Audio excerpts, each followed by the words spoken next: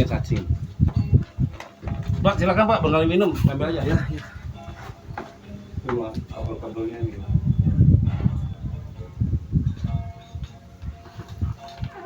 Nah ini berlaku untuk tanah semua di Indonesia ya Pak. Jadi semua di Indonesia itu tanahnya hampir seperti ini. Nah si petani itu ngasih puradan Pak. Saya singkat pupuk kimia. Berapa Pak? 58. Al-Araf gitu ya. 58. Mau baca nanti kita bareng-bareng. Ya. Saya juga belajar juga Pak. Tapi saya menemukan itu tuh dari literaturnya orang-orang Cirebon. Salah satunya Pangeran Batangaji nulis. Baca buku di Belandanya tuh temuin. Nah pupuk kimia ini Pak, ngebunuh ini Pak. Sebetulnya Pak, nanam tuh nggak perlu pupuk. Yang bikin NPK itu ini Pak, cacing-cacing ini. Oh jadi bisa bikin sendiri ya? Bikin sendiri. Ya sekarang kalau sebelum adanya pupuk kimia, kan zaman dulu belum ada Pak urea NPK. Ya katakanlah zaman-zaman sebelum kemerdekaan gitu kan.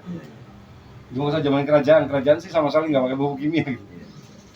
Nah kalau seandainya tanaman ini butuh N, maka si cacing ini bikin N Pak.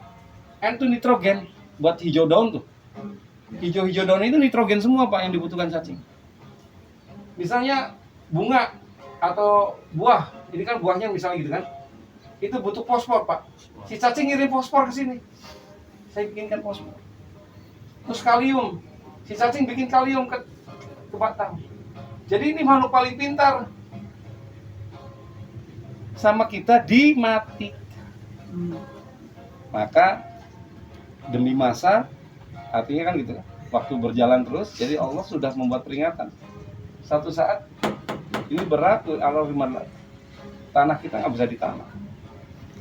Kalau sampai nggak bisa ditanam, nggak ada makanan, bisa 7 tahun berturut-turut keluar sesuatu yang aneh di muka bumi. Nah, untuk membereskan ini semua, kalau dasarnya ilmu-ilmu sekarang, maaf ya, untuk membalikan tanah itu perlu waktu Pak. 10 tahun Pak. Makanya tanah yang di belakang gudang garam, kalau untuk bikin subur, pasti perlu waktu 10 tahun. Maka diperlukanlah model pertanian yang organik yang model seperti ini Pak. Nanti si tanahnya itu kita masukin kotoran sapi, sampah-sampah ini. Pak, kalau sudah seperti ini Pak, petani itu ngasih NPK-nya nggak di sini Pak, di sini Pak NPK-nya. Tabur. Sebetulnya NPK itu ada di bawah. Yang orang bilang zaman-zaman dulu biologi itu namanya unsur hara. Iya. Unsur hara tuh NPK sama magnesium lah, lumbung, semua wah. Ini tuh sudah ada di bawah, ngapain ngasih di atas gitu loh? Nah kan kalau di atas itu kan yang akhirnya kan namanya kan industri Pak. Yang Bapak dengar tuh, negara dirugikan oleh pupuk palsu, ruginya hampir 300 triliun Pak negara. Ini kerjaan-kerjaan pemerintah. Jadi melalui pondok ini saya ngedemplot di Cirebon bukan gagal ya Pak ya. Cirebon saya katakan rusaknya 70%. Makanya tanaman cabai saya di Cirebon tuh nggak begitu happy Pak. Saya akhirnya nanamnya di karung. Kalau di tanah udah nggak bisa. Tapi ketika saya nanam di Kuningan Pak, 2 bulan panen Pak. Daerah mana Pak Kuningan Pak? Gresik. Berarti Bapak main ke Gresik. Cabai rawit apa? Cabai jablay, cabai setan. Langsung ke tanah itu sih. Ke tanah Pak. Jauh sekali kan di sini Pak. Orang bilang, "Yo, Kuningan gitu." Enggak. Budaya di Kuningan beda dengan Cirebon. Di Kuningan masih pakai kotoran kambing, kotoran sapi ke sawah. Di sini nggak sama sekali. Lihat Pak. Pestisida semua ya. Jadi pada kayak gini ya, kering-kering gak jelas. Jadi sebetulnya kalau rumput banyak di sawah, bukan subur Pak. Tanah kritis. Tanah yang subur itu nggak ada rumput di atasnya. Dibalik Pak ilmunya. Contoh tanah yang subur di mana? Di Gunung Merapi itu. Coba aja Bapak lihat, nggak ada rumputnya. Tapi kalau ditanam, celep, puas langsung. Gersang itu tuh berat ya. Kan unsur di bawahnya hidup Pak. Hidup. Jadi kandungan nitrogen, fosfat, kaliumnya itu lengkap. Nah kalau misalnya itu rumput Pak, supaya ada oksigen di bawah tanah. Biasanya tanah-tanah yang nggak subur itu rumput, gulma banyak sekali Pak. Jadi kita balik Pak ya. Dan anehnya Pak, kalau rumput seperti ini, petani dimatikan lagi Pak rumputnya. Harusnya nggak usah dimatikan Pak, tinggal ditutup jerami saja. Atau daun-daunan, daun bambu, daun mangga, gitu. Jangan dimatikan. Dibabat boleh terus ditutup. Kalau dimatikan Pak, rumputnya nambah banyak. Jadi pengertian saya Pak, NPK itu sudah ada di dalam tanah. Siapa yang membuat? Ya pasti yang Maha Pencipta. Siapa yang mengolahnya? Cacing-cacing ini. Makanya ada cerita zaman dulu tuh, ada cerita Syekh Siti Jenar, bukan cerita Syekh Siti Jenarnya.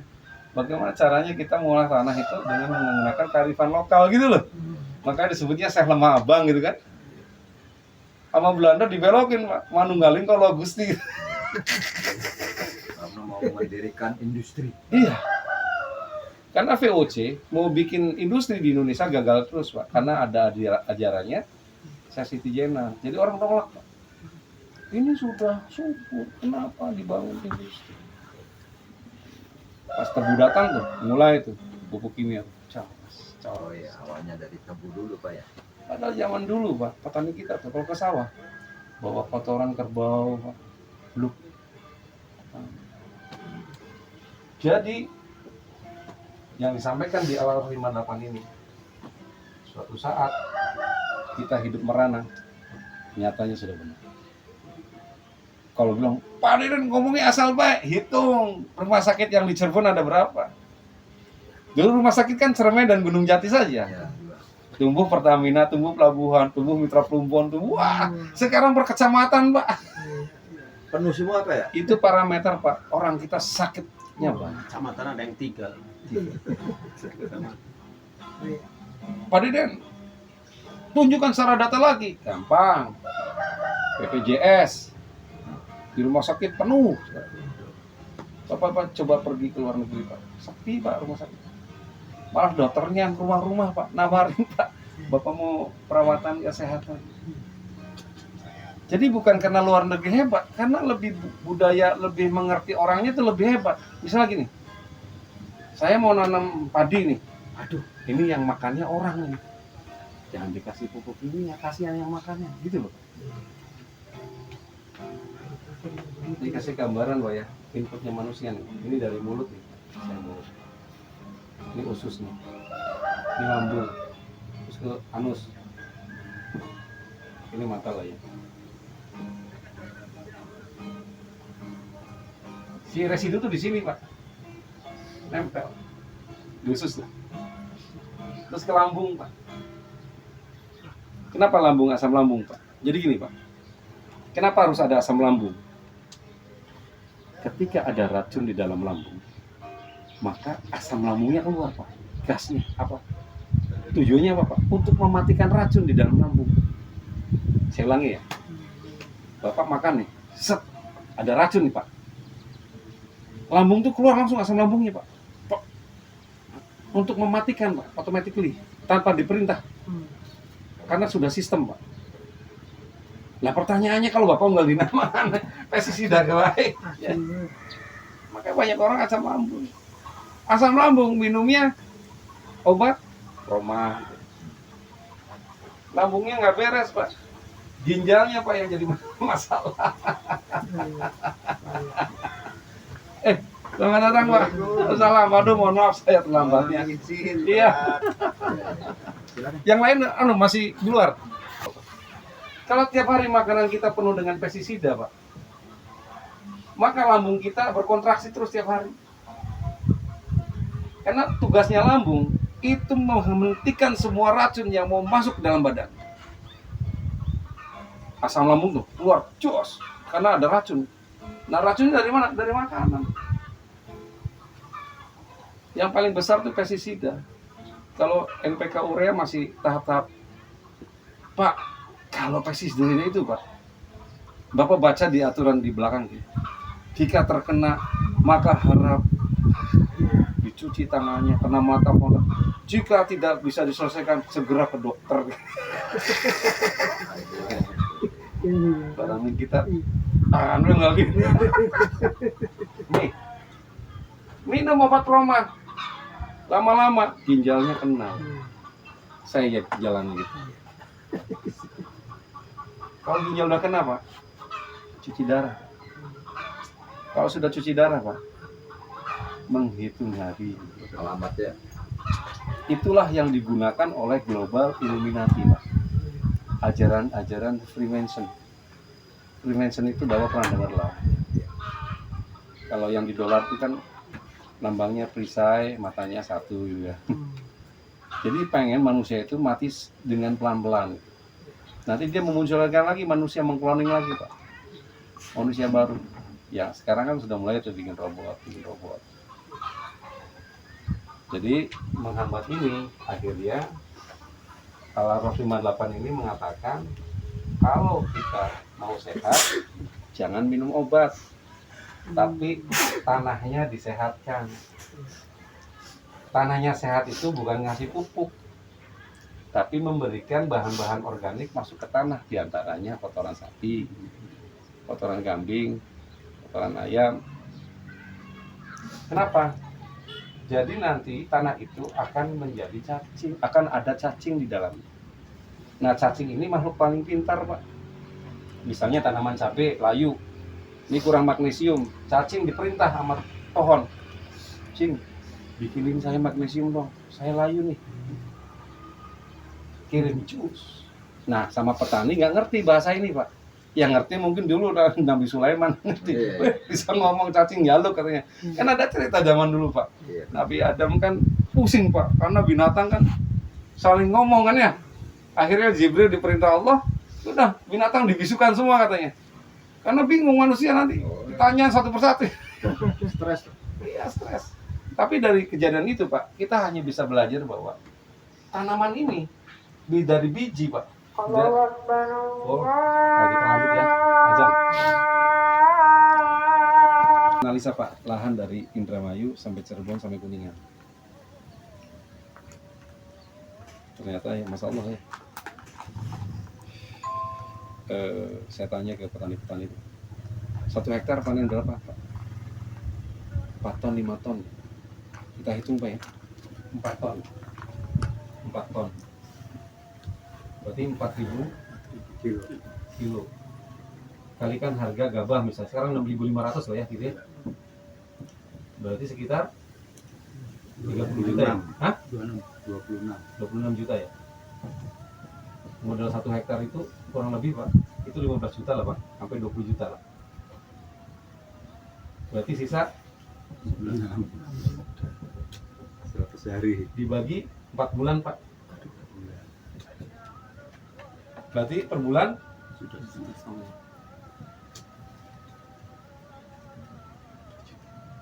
saya tanya petani, Bapak kenapa sih ngerjain 2 juta? Iya Pak Deden ya, 2 juta, baru sadar.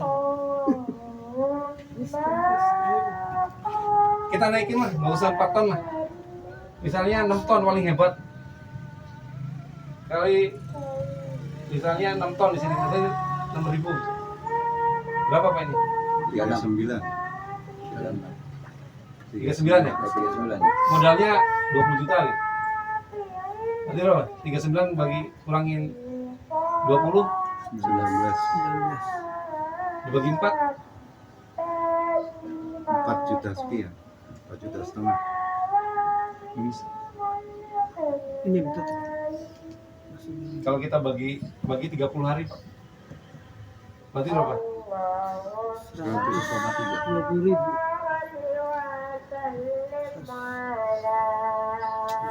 Nggak bisa nabung.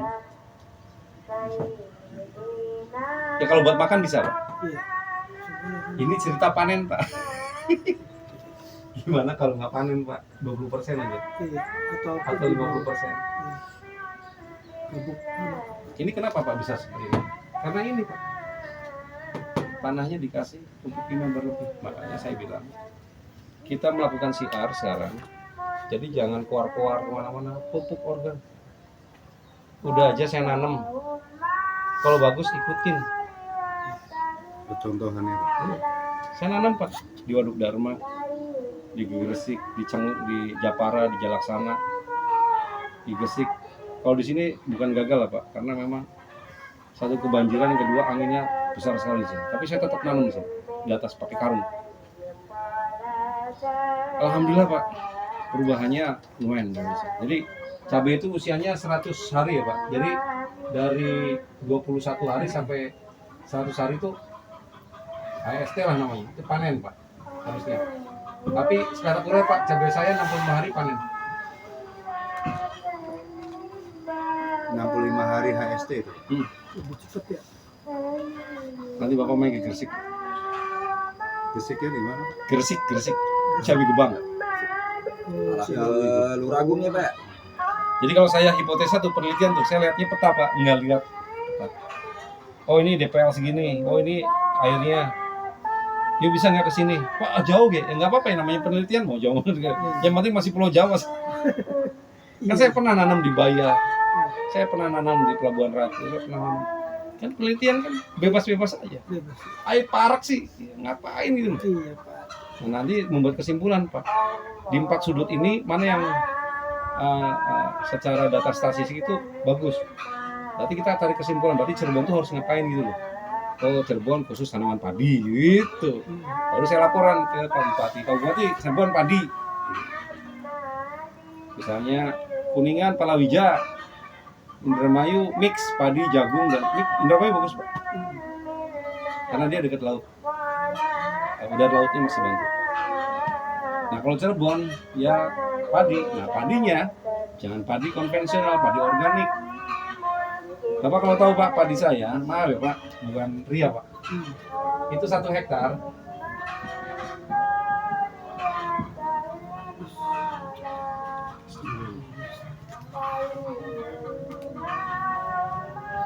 Ini di Jawa udah biasa Pak, 12 nih. Jawa Tengah, Jawa Timur. Tandanya gimana Pak? Gampang Pak. Wong Cirebon, wong Baku, wong Indramayu, bawa Tugu Pari, ini Demak. Gudang-gudang padi Cirebon itu dari Demak semua. Artinya apa? Padi di sana lebih banyak panennya dibandingkan di sini banyak heller kan? Padinya dari Demak. Itu 12 ton tuh semua jenis padi Pak.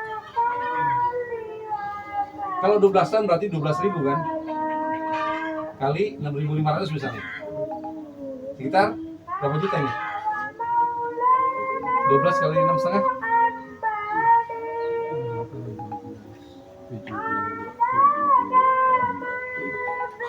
Coba neng kalian. 74-an. 74 juta. Gitu ya. Kurangi 20 juta aja. Sisa 54. bagi 4. Sisa 12 juta ya? Ada 12 juta? Ya sekitar segitu. 12 juta, 5 juta operasional, sisa nabung. Yang 12 tahun ini apa sih obatnya? Cuma kotoran sapi aja Pak.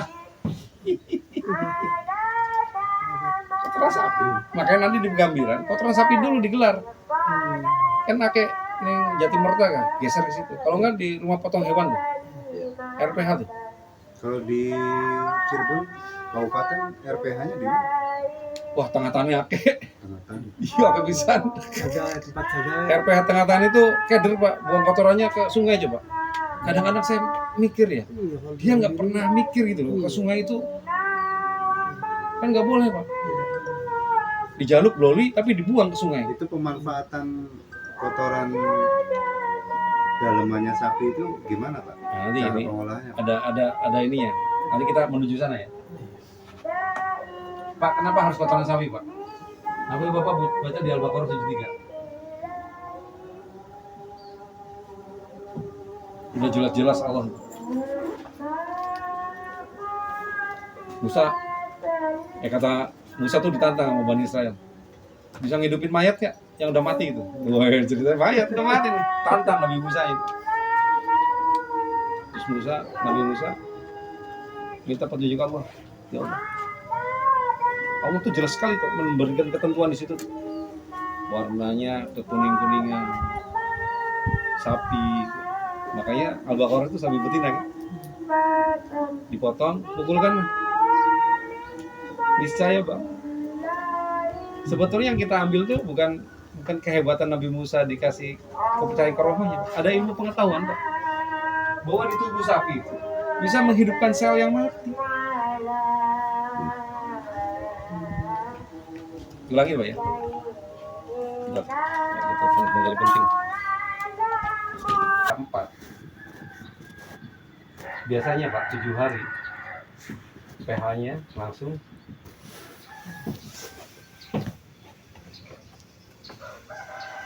pH 67 itu manteng Pak, sampai panen Pak. Tapi kalau Bapak pakai pupuk kimia, itu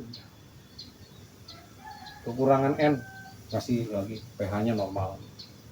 Jadi pH itu derajat keasaman. Nah, ada cerita asam Pak.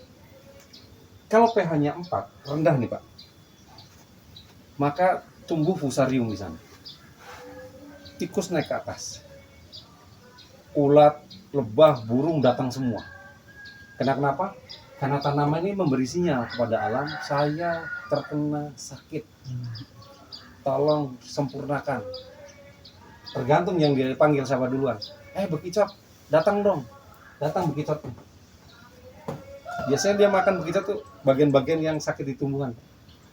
Jadi sebenarnya yang mengundang serangga itu tanaman Pak, bukan serangga yang datang. Kebalik. Mau pembuktiannya Pak? Tahun 80 Pak, kita pakai pupuk kimia, namanya urea, dipaksa oleh pemerintah. Oh iya. Yang datang kurang coklat Pak, segunung. Segunung Pak waktu itu. Sebelumnya nggak ada orang coklat Pak. Dari mana datangnya orang coklat? Dari negara.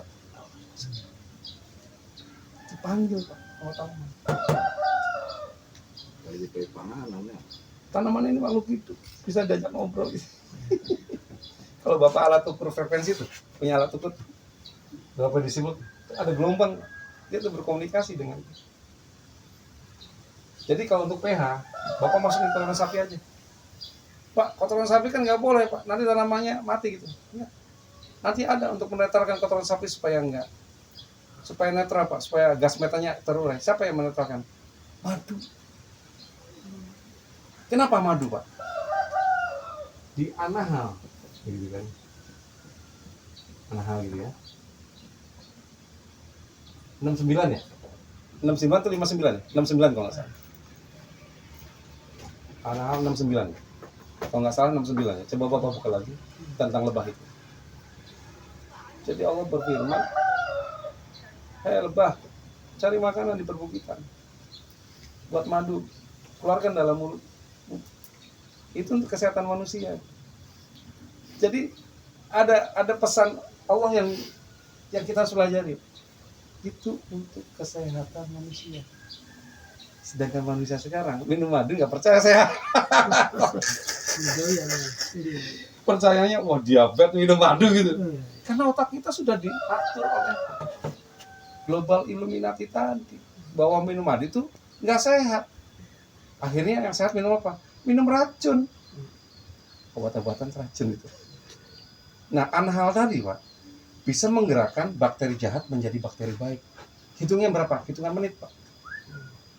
Jadi kotoran sapi kalau dikasih madu, bakteri jahatnya langsung jadi bakteri baik. Hitungan menit ya Pak? Hitungan menit. Kalau Bapak mau minum kotoran sapi yang sudah saya fermentasi boleh Pak, saya tidak. Itu biasanya kentut-kentut, kencing-kencing kalau yang punya racun di perut. Habis sholat kita minum. Gitu ya, ada pertanyaan Pak? 1, 2, 3 sebelum kita selesai. Ya Pak. Sebenarnya ini cuman kasus ini kalau diterapkan ke aneh ya untuk persawahan kan bagaimana masalah volume ininya Pak. Nah, itu Kotoran sapinya itu menerapkannya seperti pasti besar ya Pak ya? iya, Pasti besar. sangat sulit sekali. Sangat sulit sekali. Karena Einstein aja Pak bikin rumus begini Pak. Massa dan waktu adalah energi Pak. Jadi kalau kita mau panen 10 ton ke depan nih, pupuknya 10 ton. Dan itu terbukti saya. Saya yang 16 ton ini, saya masukin pupuknya 15 ton. 15 ton itu berapa truk ya? 3 truk Pak. Kotoran sapi. Sapi. Itu kalau misalkan Setelah difermentasi. Enggak. Baru Pak. selain kotoran sapi, jalan kambing, Bisa Pak. Cuma nanti banyak nitrogennya. Yang keluar cuma daunnya aja. Saya sih ngeliatnya di Albacoro itu bahasnya tentang sapi Pak. Ya bisa sih. Sapi, ayam, ikan itu bisa. Cuma pincang Pak. Ketika fase generatif, fase pembuahan, dia nggak bisa naik. Kalau sapi itu enggak, bisa vegetatif, generatif, bisa fase pertumbuhan, bisa fase pembuahan. Nah, Pak, yang 3 truk itu, ini ada yang menarik Pak. Saya tanamnya sekali nih Pak. Panennya Panennya 4 kali. Kan umur tanam kan 4 bulan Pak. Bisa 4 kali gimana itu? Ada literatur Pak yang ditulis Mata Ngaji, namanya singgang. singgang. Singgang. Dengar ya nama singgangnya. Jadi padi itu kan dari umur, kalau saya bibit 15 hari lah, sampai 17 hari lah. Setelah sudah ditebar. HSS ya, setelah semai ya. Umur 17 sampai dengan 90 Pak, panen Pak. Kalau padi ditebas Pak, gitu ya. Nanti panen 45 hari kemudian. Kedua. kan fase pertumbuhan itu kan sekitar 60 hari itu. Kan saya udah melewati fase pertumbuhan ini. Jadi kan yang keluar kan tunas itu. Jadi 45 hari ini dikalikan 3 ditambah 90 hari ketemunya 360 hari. Saya baru mampu 4 kali panen. Di China itu bisa 8 kali panen. 8 kali panen. Satu Cina- kali tanam. 1 kali panen. Cina juga berarti sudah memulai itu ya? Sudah Pak. Justru Pak maaf, Islam masuk ke Indonesia itu mereka duluan, orang-orang Cina duluan yang masuk mengajarkan ilmu ini. Ya kita nggak tahu ya, tapi jelas banget Pak, Sunan Bonang, Sunan Ampel, Sunan Giri, orang Cina. Masuk Sunan Kalijaga gitu. Yang bukan Cina itu cuma Cirebon Dewek Pak. Itu Gunung Jati. Sama Sunan Kalijaga ya. Sungai Liat ke Cina. Makanya maaf Pak, percepatan ilmu ada budaya lebih cepat di Jawa Tengah dan Jawa Timur Pak. Karena orangnya serba pengen tahu, Pak. Serba pengen mencoba. Saya bukan menjelekan Cirebon ya. Pride-nya tinggi Pak Cirebon. Pride itu gengsinya tinggi banget. Nggak pengen tahu, nggak pengen mencoba. Cuek. Kalau orang hancur diketawain, orang gagal dikeprokin. Jadi kita harus merubahnya. Kenapa? Karena propaganda paling besar di Cirebon Pak. Karena di Cirebon tempatnya orang pintar. Maka dipropaganda begitu sama Belanda Pak. Kita ini korban Belanda. Jadi sebetulnya kalau Cirebon itu lebih hebat dibandingkan Jawa Timur dan Jawa Tengah harusnya. Karena kenapa? Kita kedatangan yang orang asli dari bukan orang Cina. Cuma kita, nah bagaimana cara merubahnya? Maka dibuatlah cerita Cirebon Petang gitu kan. Cirebon Petang itu sejarahnya dihancurkan oleh Belanda supaya Cirebon itu tidak bisa berkembang. Kerajaan Cirebon itu hebat loh Pak, sepertiga pulau Jawa loh. VOC itu mendarat di Muara Jati dan yang Cina tuh Pangeran Cheng Ho tuh. Itu bawa 10.000 Pak pasukannya ke Cirebon hanya untuk pengen belajar ke Mata Ngaji bagaimana caranya bertanam. 1 kali tanam 4 kali panen. Saya coba Pak, jadi. Dan padinya nggak direndam Pak, kering.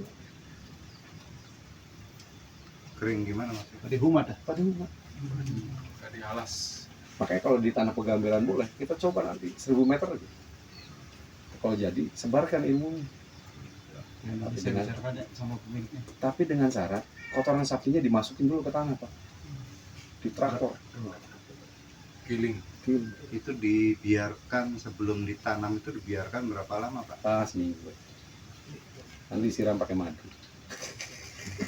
Untuk kapasitas Madunya itu mahal. Ada ilmunya. Kapasitas taruhlah misalkan 1000 meter itu butuh kohe sapi Waduh, berapa? bilang 1 ton aja. 1 ton. Kita bilang deh. Ya itu sesuai dengan ilmu Einstein itu ya. Iya, 1 ton aja. Pak, madu 1 liter. Bapak punya pupuk untuk 1 hektar. Madu 1 liter. Pintalan nanti madu. Kajiannya ada kemarin tuh beliau nih. Aku ratusan. Nanti kita belum nyampe bikin pupuk ya. Iya. Nanti gaprak-gaprakan pertanyaan. Iya, iya, iya. Jadi madu 1 liter dicampurkan ABCDFG. Bapak punya pupuk 1 hektar. Bukan madu yang disemprotin, Pak. Madu pengganti M4. M4-nya dibuang dari madu. Nah, sekarang kan kendalanya kadang madu itu ada yang asli, ada yang palsu itu. Itu dia, Pak. Ya memang kita tuh terpropaganda terus, Pak. Sampai lo asing itu bagaimana caranya Indonesia tidak mencintai madu gitu. Iya. Sedangkan di luar negeri itu pakai madu semua. Tapi ada ternaknya di saya asli. Indonesia tuh madunya dibikin, Pak, dari singkong sekarang, Pak.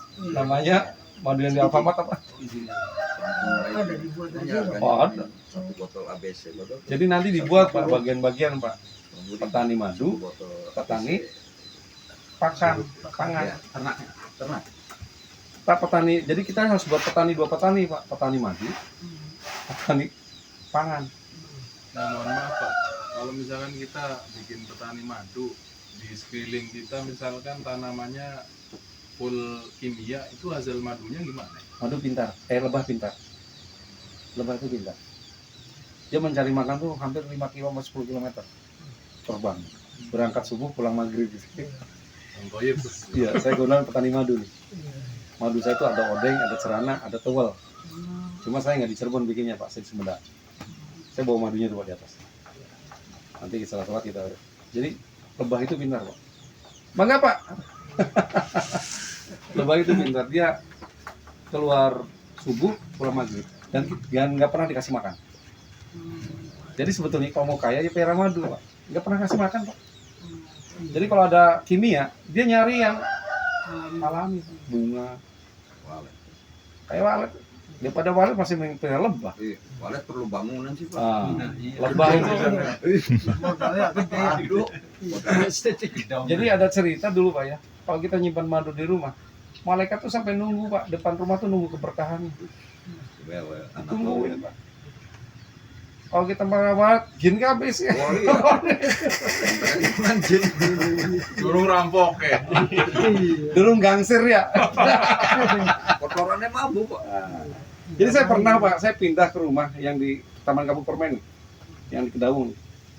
5 menit, Pak, habis ini kita sholat. Jadi rumah itu, Pak, tempat orang gantung diri, Pak. Selama 3 tahun, 4 tahun nggak ada yang ngontrak. Pada kemudian, Pak. Karena kebetulan saya petani madu, jadi saya ketika pindah, saya bawa madu, Pak, di Dirigen. Saya simpen. Saya nggak ngerti bahwa rumah itu bekas bunuh diri, kan. Tapi orang setiap ketemu saya, aku pada cilangak-cilung. Atau mas saya masuk tuh. Itu ketika saya maaf, bukan Ria, ketika saya suatu hari 3-7 hari, saya kan rutin, Pak, ya, bangun malam tuh rutin. Nah, Qiyamul ya, sholat. Itu meledak, Pak, di ruang tengah. Wah, kenceng sekali. Sampai ledakannya itu saya abadikan sekarang, Pak. Iya, bolong, Pak.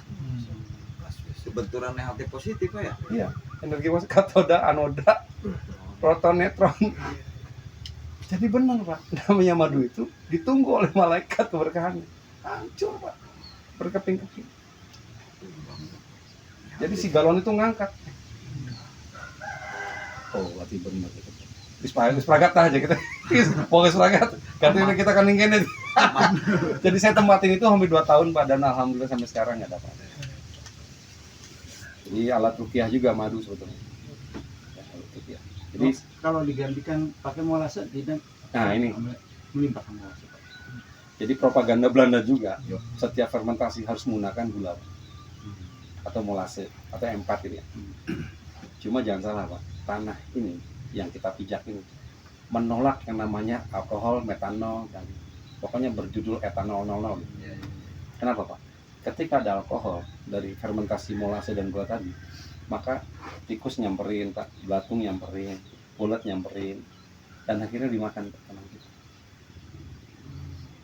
Jadi memang ini Belanda kan salah satu pendiri global Illuminati, Freemason nih. Orang-orang mau menghancurkan dunia ini. Jadi ketika kita fermentasi pakai gula, Pak, nanti produk akhirnya itu alkohol. Nah kalau sudah jadi alkohol, Pak, ditolak sama bumi. Ya ditolak bumi, Pak. Ditolak bumi itu aneh-aneh dah. Tikusnya keluar. Halangannya ada aja. Berarti kalau orang yang sering mabok ditolak bumi matinya ya. Coba aja dulu. Kalau masih ada alkohol di badannya pasti ditolak, Pak. Beralkohol. Iya. Ya minimal sih Bapak pergi 7 langkah udah dakduk gitu. Tapi memang benar, Pak. Saya coba ya, Pak. Saya coba benar nggak di bumi kita minum alkohol, Pak. Jadi saya nanam apa, Pak? Saya simpan alkohol di samping, bukannya yang mati, Pak. Buminya, Pak. Tanahnya malah cepat. Jadi Bapak gimana menolak M4-nya? Saya nolak yang paling. Jadi di situ kan ada molase, ada kandungan gula. Masih jelek ya. Jadi sebetulnya gini, Pak. Fungsi semua itu, Pak. Di kandungan di M4 itu ada di madu semua isinya. Ada di mana? Nah, sekarang kita perkenalkan bagaimana cara membuat pupuk tapi bisa diminum. Inilah kelasnya. Jadi pupuk bisa diminum saya, bisa diminum hewan, bisa dipakai tanaman. Nanti kalau dikasih ke burung, burungnya gacor aja nanti begitu. Ya. Kemarin sih kelasnya sudah ada, Pak. Bapak bisa ngikutin, Pak. Tapi kalau kita mau buat kelas lagi, boleh, Pak. Asal kumpulkan aja orang yang banyak. Jangan sedikit, Pak. Kasihan, Pak, nanti minta, Pak Deden minta lagi. Wah, terus-terusan minta bikin terus, kasihan gitu. Kumpulkan ya minimal kayak kemarin lah 50 orang gitu. Nanti saya praktekin begini. Saya sudah bawa yang sudah jadi, saya udah bawa. Jadi saya menolak, Pak, kalau bikin pupuk menggunakan gula, molase atau tetes tebu. Saya tolak. Kenapa? Karena produk akhirnya jadi alkohol. Dan alkohol jelas ditolak. Kan ada dua, Pak, alkohol yang bisa diterima dan yang tidak diterima. Yang diterima itu yang Homer itu ada dua, Pak, hormon yang memabukkan dan yang tidak memabukkan. Boleh, Pak, silakan. Ada pertanyaan lagi. Nanti pelan kita dilanjut habis ini.